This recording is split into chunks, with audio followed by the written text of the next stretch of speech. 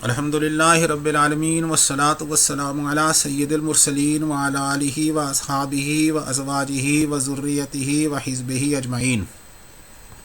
حضرات گرامی، کچھ عرصہ سے کچھ لوگ اہل سنت والجماعت کے روپ میں لوگوں کو گمراہ کر رہے ہیں اور ایک ایسا نظریہ پیش کر رہے ہیں جو اہل سنت والجماعت کا عقیدہ نہیں ہے۔ لہٰذا اس سلسلے میں امام اہل سنت مجدد دین و ملت اعلیٰ حضرت فاضل بریلوی نور اللہ مرکزہ کی تصنیفات کی روشنی میں اور خاص کر آپ کی کتاب مطلع القمرین کی روشنی میں چند اقتباسات اور معروضات پیش کی جا رہی ہیں۔ عقیدہ اہل سنت کیا ہے؟ اعلیٰ حضرت رحمۃ اللہ تعالی علیہ نے حوالہ پیش کرتے ہوئے ارشاد فرمایا کہ پھر واجب ہے ایمان لانا اور پہچاننا کہ تمام جہان سے بہتر و افضل اور خدا کے نزدیک مرتبے میں بڑے انبیاء و مرسلین کے بعد اور خلافت رسول اللہ صلی اللہ علیہ وسلم کے مستحق تر ابو بکر صدیق ہیں، اور ہم جانتے ہیں کہ رسول اللہ صلی اللہ علیہ وسلم نے انتقال فرمایا اور روئے زمین پر یہ وصف کسی میں نہ تھا سوا صدیق کے۔ پھر ان کے بعد اسی ترتیب و صفت پر عمر بن الخطاب ہیں رضی اللہ عنہ، پھر ان کے بعد اسی ترتیب و وصف پر عثمان بن عفان، پھر اسی نعت و وصف پر ان سب کے بعد ابو الحسن علی بن ابی طالب رضی اللہ تعالی عنہم اجمعین۔ تو یہ ہے عقیدہ اہل سنت والجماعت، اور جو اس کے خلاف عقیدہ پیش کرے تو اس کے بارے میں کیا حکم ہے؟ اعلیٰ حضرت فرماتے ہیں کہ حاصل یہ کہ تفصیل صدیق قرآن و حدیث و اجماع امت سے ثابت، جو اس سے انکار کرے قریب ہے کہ اس کے ایمان میں خطرہ ہو۔ انتہائی عجب اس سے جو اجماع اگر ایک میں بھی خلاف کرتا ہے ہرگز سنی نہیں بدعتی ہے۔ اسی لیے علماء دین تفضیلیہ کو سنیوں میں شمار نہیں کرتے اور انہیں اہل بدعت کی شاخ جانتے ہیں۔ لہذا معلوم ہو گیا کہ جو اس عقیدہ اہل سنت سے تصادم کرے اور اس کے خلاف کوئی بھی نظریہ پیش کرے تو وہ اہل سنت والجماعت میں شامل نہیں ہے، بدعتی ہے۔ لہذا اس کو کوئی حق حاصل نہیں ہے کہ وہ اپنے آپ کو سنی کہے۔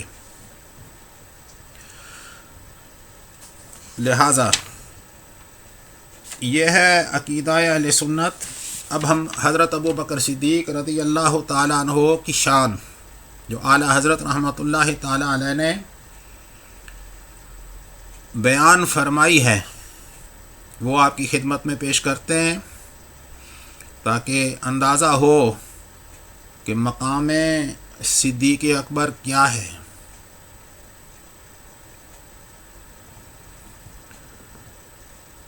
صدیق اکبر کے خصائص اس قدر بس کہ رسول اللہ صلی اللہ علیہ وسلم نے ان کی شان گرامی کو تمام شانوں سے الگ کر دیا اور انہیں خاص اپنی ذات پاک کے لیے چن لیا کہ صحابہ سے ارشاد ہوتا ہے، کیوں تم سے ہو سکتا ہے کہ میرے یار کو میرے لیے چھوڑ دو؟ کیوں تم سے ہو سکتا ہے کہ میرے یار کو میرے لیے چھوڑ دو؟ حق جل و علا نے انہیں ثانی اثنین خطاب دیا اور رسول اللہ صلی اللہ تعالی علیہ وسلم نے فرمایا، اے ابو بکر تیرا کیا گمان ہے ان دو کے ساتھ جن کا تیسرا خدا ہے؟ سبحان اللہ، کن دو کے تیسرے؟ ایک رب العالمین جل جلالہ، دوسرے افضل المرسلین صلی اللہ علیہ وسلم۔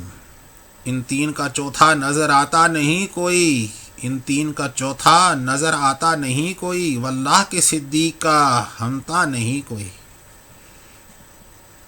فاروق اعظم امیر المومنین امام العادلین رضی اللہ تعالیٰ عنہ کے جوہر نفس کو خدا جانے صبغت اللہ نے کس رنگ پر رنگا تھا کہ سید المرسلین صلی اللہ تعالی علیہ وسلم نے فرمایا، اگر میرے بعد نبی ہوتا تو عمر بن الخطاب ہوتا۔ تو یہ ہے شان حضرت ابو بکر صدیق اور شان حضرت عمر رضی اللہ تعالی عنہ. اور آج اہل سنت والجماعت کے نام پر کس قدر دھوکہ دیا جا رہا ہے کہ جو حضرت ابو بکر صدیق کی افضلیت کا قائل نہیں ہے وہ اہل سنت والجماعت میں شامل ہے. اور غضب کا مقام ہے کہ اس باطل نظریہ کے فروغ کے سلسلے میں کچھ صحابہ کرام کے بھی نام پیش کیے جا رہے ہیں اور دعویٰ کیا جا رہا ہے کہ ہم کتابوں سے ثابت کر سکتے ہیں. حضرات گرامی، اب آپ کی خدمت میں اعلیٰ حضرت رحمۃ اللہ تعالی علیہ نے جو اس اعتراض کا جواب دیا ہے وہ بھی پیش کرتے ہیں تاکہ اہل سنت والجماعت کی پریشانی دور ہو جائے اور حق واضح ہو جائے.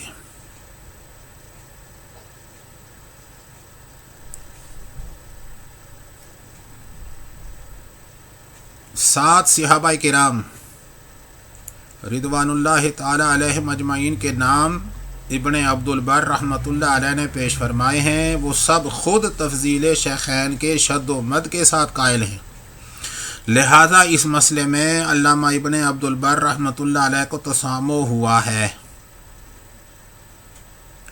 تو یہ عبارت ہے اعلیٰ حضرت رحمۃ اللہ تعالی علیہ کی اس کتاب سے. لہذا یہ ایک الزام ہے صحابہ کرام پر، حالانکہ اس اجماع میں صحابہ کرام شامل ہیں اور اعلیٰ حضرت رحمۃ اللہ تعالی علیہ نے مطلع القمرین میں اس کی بے شمار دلائل بھی دیے ہیں، توجیہیں بھی پیش کی ہیں تفصیل کے ساتھ. حضرات ان کا مطالعہ فرما سکتے ہیں. حضرت ابو بکر صدیق رضی اللہ تعالی عنہ کی شان ہم آپ کی خدمت میں پیش کرتے ہیں.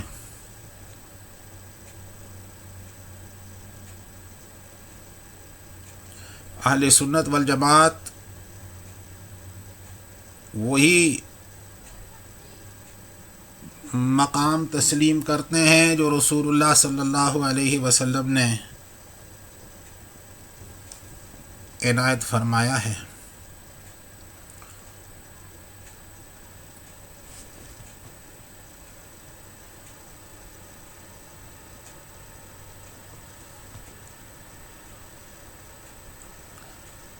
اعلیٰ حضرت لکھتے ہیں اور جو یہ مراد ہے کہ شیخین کو امر خلافت میں اچھا سلیقہ تھا اور ملک داری و ملک گیری انہیں خوب آتی تھی، تو عزیز من یہ تو کوئی ایسی بات نہ تھی جس پر اس قدر شور و شغب ہوتا.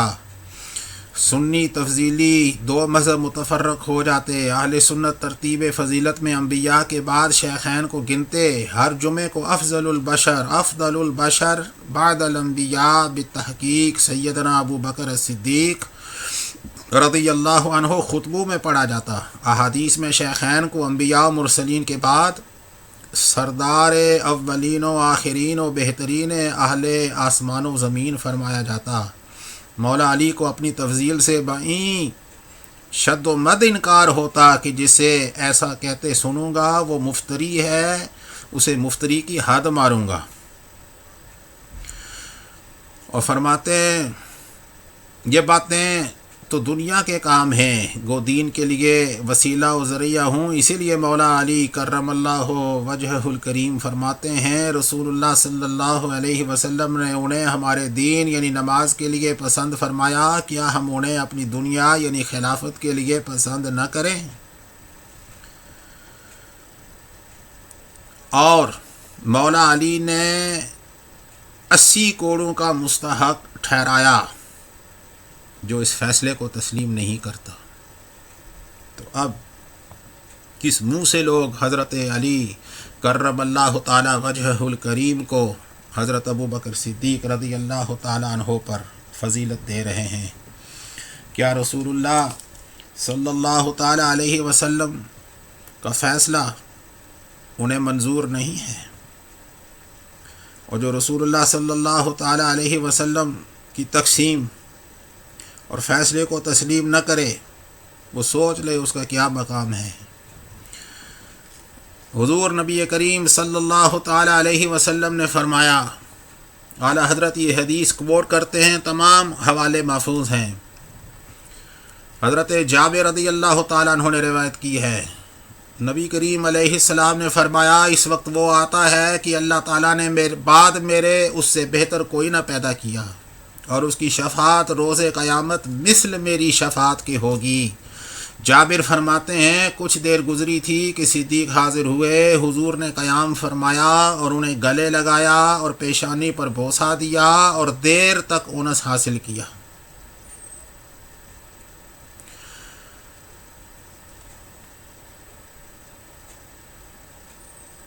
تو اعلیٰ حضرت لکھتے ہیں اسی طرح ان کے سوا اور روایات ان حضرات سے انشاءاللہ تعالی فصول آتیہ میں آئیں گی۔ اب تو بالیقین واضح ہو گیا کہ اگر ان صحابہ نے حضرت مولا کو تفضیل دی تو لا جرم فضائل جزیہ پر نظر کی، ورنہ سری منکر و باطل اور حلیہ صحت سے عاطل، اور جب ان دو کے بارے میں یہ گل کھلا تو باقی چار سے حکایت پر کیا اطمینان رہا۔ یہ ہے شان حضرت ابو بکر صدیق رضی اللہ تعالیٰ عنہ، اور ہم اس سلسلے کو جاری رکھتے۔ حضرات گرامی یہ کتاب دستیاب ہے ابھی اسی وقت، اور اس کو حاصل کیا جا سکتا ہے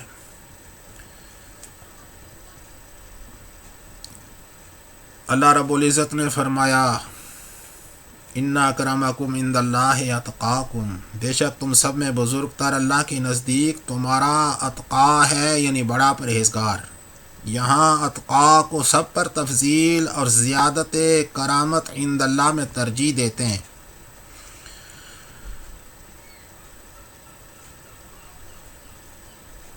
اور دوسرے مقام پہ اللہ تعالیٰ نے فرمایا یعنی اور نزدیک ہے کہ جہنم سے بچایا جائے وہ بڑا پرہیزگار جو اپنا مال دیتا ہے ستھرا ہونے کو، اور اس پر کسی کا احسان نہیں جس کا بدلہ دیا جائے مگر تلاش اپنے برتر پروردگار کی رضامندی کی، اور بے شک قریب ہے کہ وہ راضی ہو جائے گا۔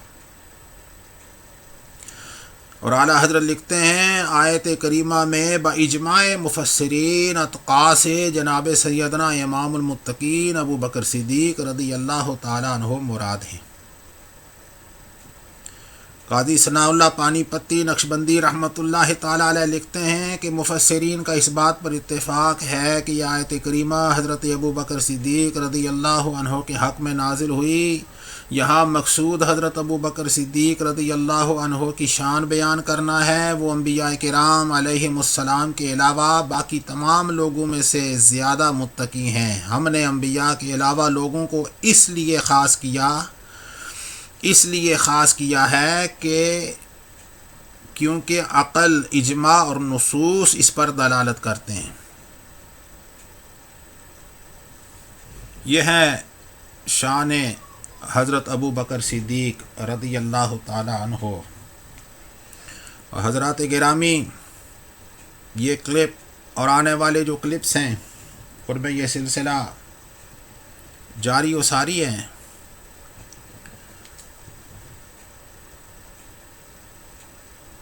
مولا علی کرم اللہ تعالی وجہ فرماتے ہیں قسم اس کی جس کے ہاتھ میں میری جان ہے، ہم نے کبھی کسی خیر و نیکی کی طرف ایک دوسرے سے بڑھ جانا نہ چاہا مگر یہ کہ ابو بکر ہم سے اس کی طرف سبقت و پیشی کر گئے۔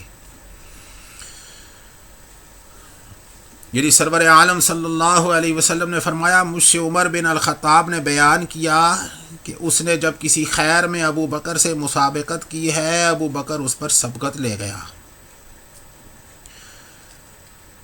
اعلیٰ حضرت رحمۃ اللہ تعالیٰ علیہ لکھتے ہیں کہ فکر، تدقیق، اساس و طرز سخن شناس درکار ہے کہ اس حدیث کے انداز کلام کو پہچانے، کس درجہ سید المرسلین صلی اللہ علیہ وسلم کو نشان صدیق سے اعتناء اور ان کی سبقت بالخیرات کا اس بات منظور ہے۔ تمام عالم رسول اللہ صلی اللہ علیہ وسلم سے روایت اور ان کے کلام پاک و دلیل و حجت کرتا ہے۔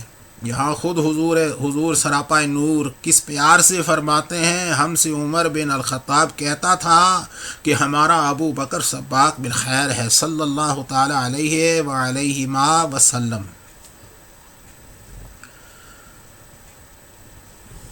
یہ ہے شان صدیق اکبر۔ نبی کریم صلی اللہ تعالی علیہ وسلم کی زبان اقدس سے تصدیق اور وہ جو اعتراف کیا ہے حضرت علی کرم اللہ تعالی وجہہ الکریم اور حضرت عمر رضی اللہ تعالی عنہ نے۔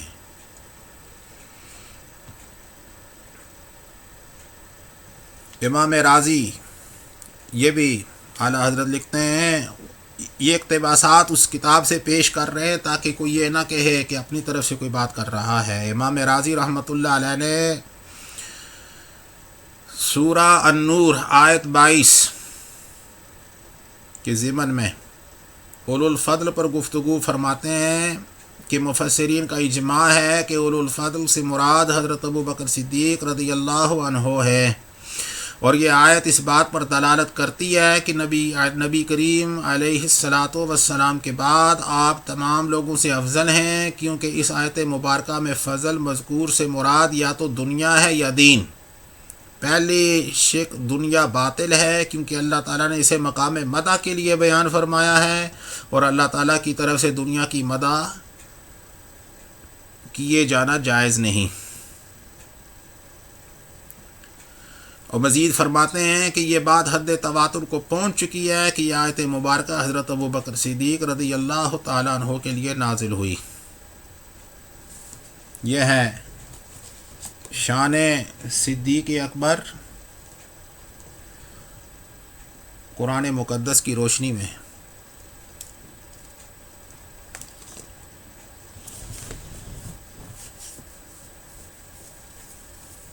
حضرات گرامی، یہ سلسلہ دوسرے کلپ میں جاری و ساری ہے تاکہ یہ کلپ طویل نہ ہوں۔